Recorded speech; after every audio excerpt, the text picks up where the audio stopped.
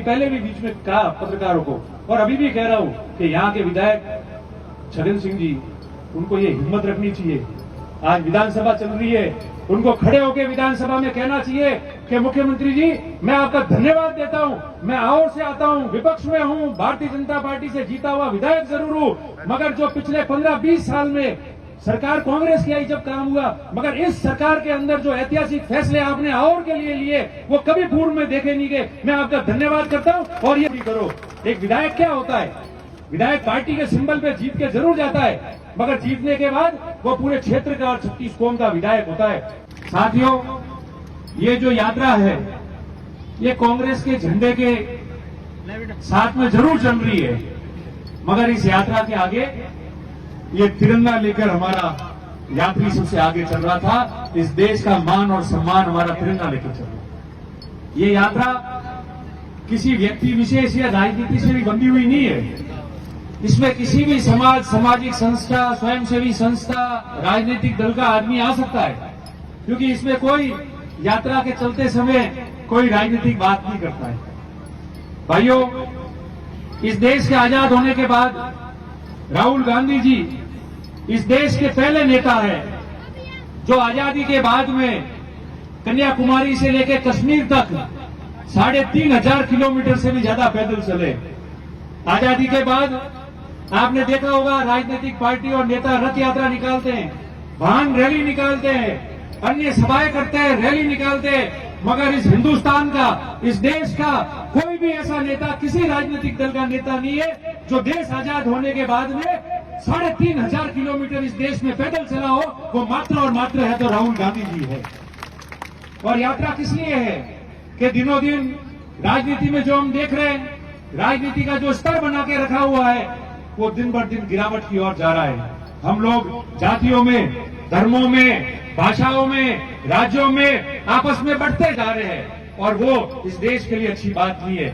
हमारे पूरक, हमारे स्वतंत्रता सेनानी, हमारे पूर्वज जिन्होंने आजादी की लड़ाई लड़ी, अपनी शहीदी दी, उस लड़ाई में उनका सपना ये नहीं था कि एक राजनीति और राजनीतिकीकरण के लिए इस देश को जो है भाषाओं में और अलग अलग तरीके से बांटा जाए।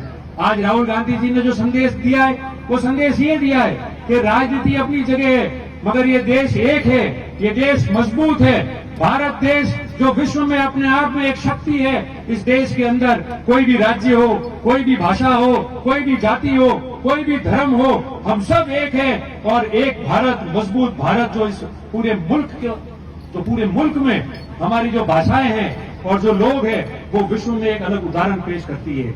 ये संदेश लेकर राहुल जी चले। आज हम लोग पूरे जिले के अंदर अलग अलग हिस्से में ये यात्रा निकाल रहे हैं, आगे भी निकलेगी।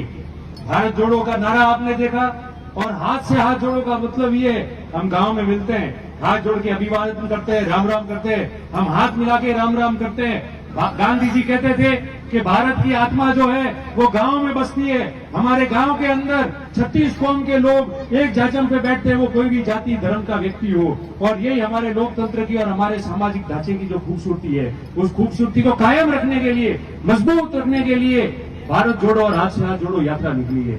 मैं आप तमाम लोगों को शुभकामनाएं देता हूं कि आज इतना ऐतिहासिक आयोजन हुआ, सब लोग पैदल चले, मस्ती में चले, उन विचारों के साथ चले। आज सबको ये महसूस हुआ कि सन 47 से पहले आजादी की लड़ाई लड़ते समय वंदे मातरम का नारा लगाते हुए, भारत जाए की घोषणा करते हुए जब हमारे पूर्वज चलते थे तो किस तरीके से वो एक होके, इकट्ठे होके और इस देश को आजाद करने के लिए जाते थे। वो आज ऊर्जा सब में आई है और आप लोगों ने इस धूप में चले। आप सबका मैं धन्यवाद और आभार व्यक्त करता हूँ। बाकी आपको अभी पाराशर जी ने सारी बात बताई कि सरकार ने क्या नहीं किया, कितनी बजट घोषणाएं की है। काम करने वाला हमेशा काम करता है, और जिनका काम है कि सिर्फ बातें करो, खिलाफत करो, काम मत करो, वो व्यक्ति और राजनीतिक दल कभी सफल नहीं हो सकता।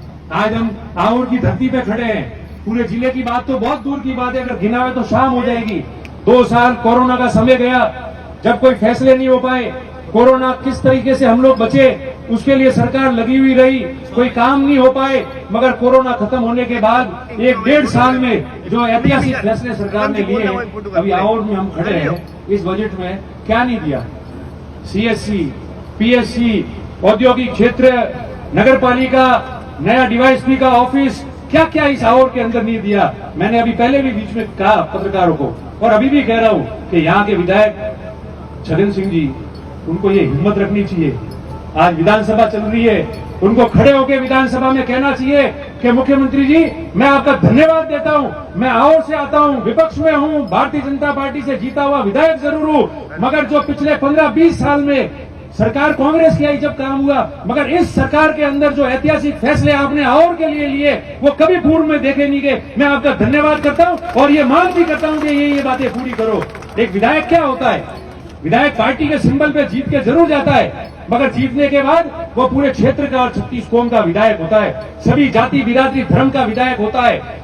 दुश्मन की भी प्रशंसा करनी है तो उसको मजबूत छाती के साथ में, मजबूती के साथ में, सीने के साथ में उसकी प्रशंसा करनी चाहिए कि आपने अच्छा काम किया है। और मेरी मांग ये है, छगन सिंह जी को विधानसभा में अभी भी दिन बाकी है, खड़े होके आवर के लिए और मांगना चाहिए और मांगने से पहले धन्यवाद देना चाहिए कि आपने इतने ऐतिहासिक काम किए। मैं छगन सिंह राजपुरोहित विधायक आपका धन्यवाद करता हूं और ये मांग मैं और करता हूं, वो मांगे भी आपकी पूरी हो जाएगी। हम सब नेता यहाँ बैठे, किसने कमी रखी है आप लोगों के लिए?